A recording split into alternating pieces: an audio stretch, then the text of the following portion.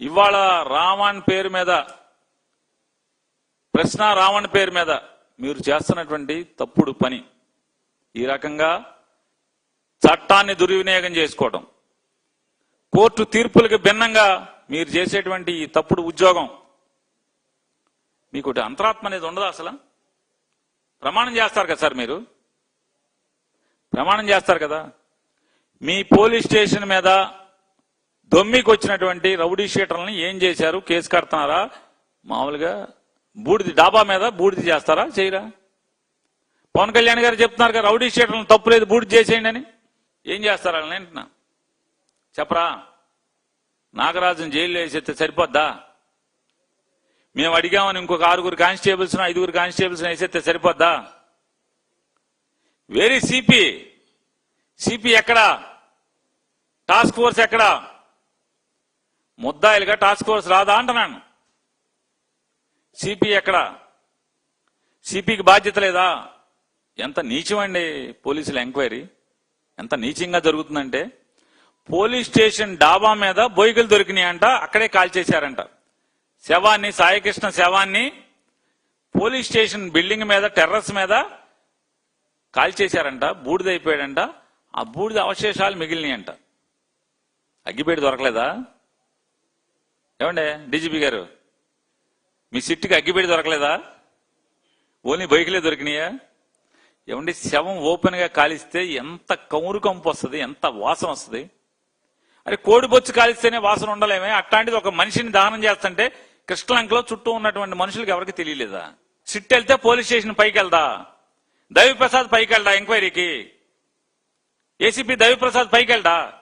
Station మొత్తం చూడ్డా?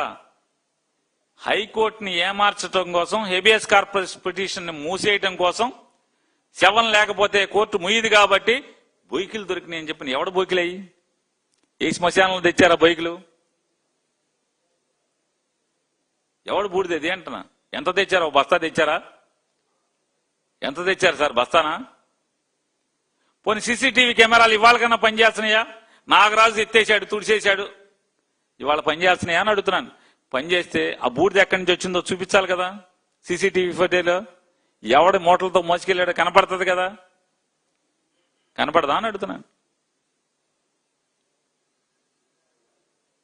Very Jaggapeta CI 90 రోజులకి default bail మీద ఎందుకు వెళ్ళిపోయాడు సాయికృష్ణ బయటికి?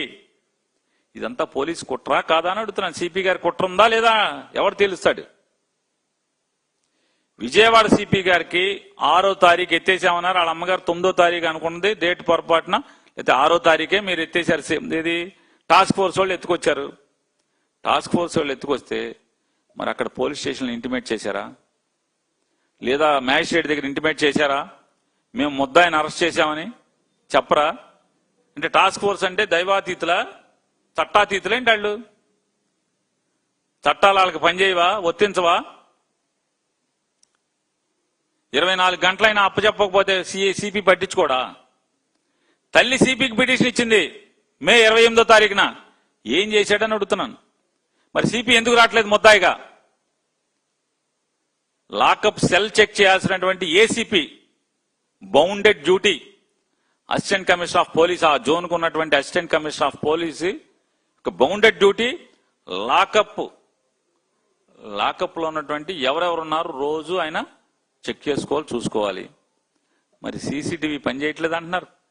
ఏసీపీ పాత్ర ఏది? ఏసీపీని ఎందుకు ఫిక్స్ చేయలేదు? సిపిని ఎందుకు ఫిక్స్ చేయలేదు? టాస్క్ ఫోర్స్ ని ఎందుకు ఫిక్స్ చేయలేదు ఇంతవరకు? నారా చంద్రబాబు నాయుడు గారు సిగ్గుపడాలి మీరు.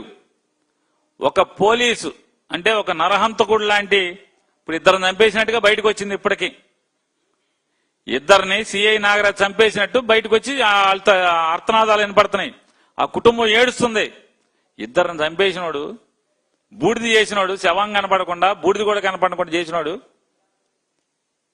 భయపడుతున్నాడు.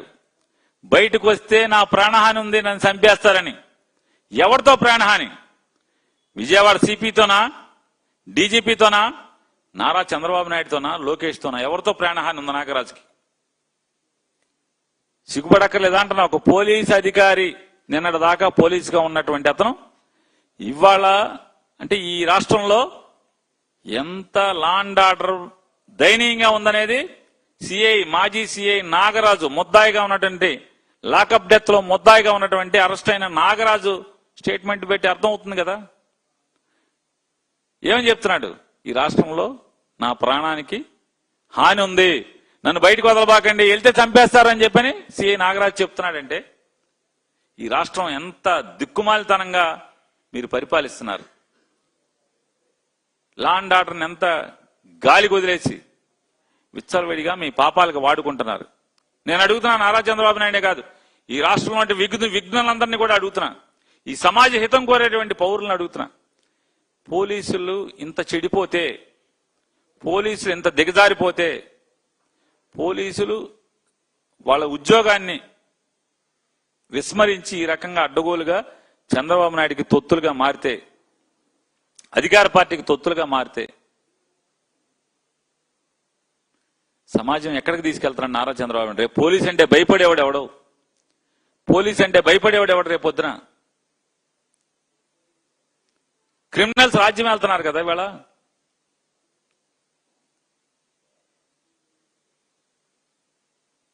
నారా చంద్రబాబు నాయుడు గారిని మేము ఒకటి చెప్తాం, హితో చెప్తున్నాం, అయ్యా మీ మూలంగా ఈ చెడిపోయింది చాలు. ఈ రాష్ట్రం కులాలు మతాల పేరుతో ఇంకా నీచంగా దిగజారి వాళ్ళ ఆ రావణ అనేటువంటి యూట్యూబర్ ఏం చెప్పాడు? అతను ఏం మాట్లాడాడు? పవన్ కళ్యాణ్ గారు గతంలో వైఎస్ఆర్ కాంగ్రెస్ పార్టీ వాళ్ళని ఏమైతే బూతులు తిట్టాడో లేదా ఏమైతే మాట్లాడాడో అదే మాటలను రీట్రీట్ చేశాడు. మరి అప్పుడు నేరం కాంది పవన్ కళ్యాణ్ గారు ఆ రోజు అది నేరం కాకపోతే ఇవాళ ఎలా నేరం అవుతుంది ఇతందే అని అడుగుతున్నాను.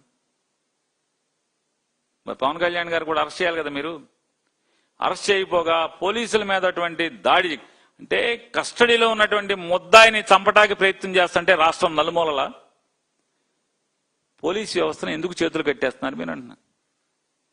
చాలా మంది తప్పుడు పనుల్లో పాలు పంచుకుంటున్నటువంటి పోలీసు అధికారులు నేను అడుగుతున్నా, సార్ పోస్టింగ్ల కోసం ఇంత దిగజారిపోవటం అనేది దుర్మార్గం సార్. ఇది సమాజ హితం కాదు సార్, ఇది తప్పు సార్. ఇది పెద్దాపురంలో ఒక వికలాంగురాలు, ఒక డబ్బున్నోడు నన్ను చెరిచి మానభంగం చేసి కడుపు రాకటానికి కారణమయ్యాడని చెప్పి కంప్లైంట్ ఇస్తే మాట్లాడినటువంటి అదే అధికారులు ఇవాళ కాగితం ఇచ్చిన గంటల్లో హైదరాబాద్ వెళ్ళి సోషల్ మీడియాలోనే డయాస్ మీద మాట్లాడాడని చెప్పని ఒక మనిషిని ఎత్తుకొచ్చి అదే నేరానికి, లేదా మీరు చెప్పినటువంటి నేరం అదే అయితే అదే నేరానికి పలు కేసులు పలు స్టేషన్లలో కట్టం, పలుమార్లు అరెస్ట్ చేయటం ఒకే నేరానికి. మీ దృష్టిలో అది నేరం అయితే ఒకే నేరానికి ఇన్నిసార్లు అరెస్ట్ చేయటం మీ అంతరాత్మ అడగండి ఒకసారి ఎస్పీ గారు. ఆ రోజు ఏం చెప్తాడు డీజీపీ గారు? ఆ సీఐని ట్రాన్స్ఫర్ చేశాడంట, వీఆర్కి పంపించాడు. సీఐని వీఆర్కి పంపిస్తుంది డీజీపీ గారు కదా వీఆర్కి వెళ్లాల్సింది. ఈ రాష్ట్ర డీజీపీ గారు కదా వీఆర్కి వెళ్లాల్సింది. ఆ జిల్లా ఎస్పీ గారు కదా వీఆర్కి వెళ్లాల్సింది. అమాయకులైనటువంటి సీఐల్ని ఆన్లైన్ని వాడుకుని మళ్ళీ బలి చేస్తున్నారు. నాగరాజును వాడుకున్నారు, నాగరాజును జైలు వేశారు, బలి చేశారు. ఇంకేమనంటే ఆడు కాపు ఈడు కాపు అన్నారు.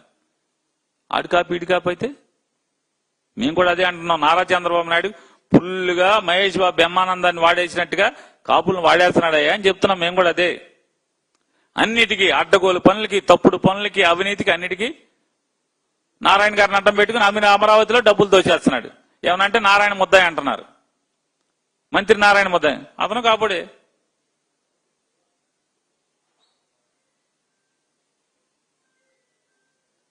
ఈ లా అండ్ ఆర్డర్ని గాడిలో పెట్టేటువంటి బాధ్యత అట్టాకు చంద్రబాబు నాయుడు గారికి లేదు.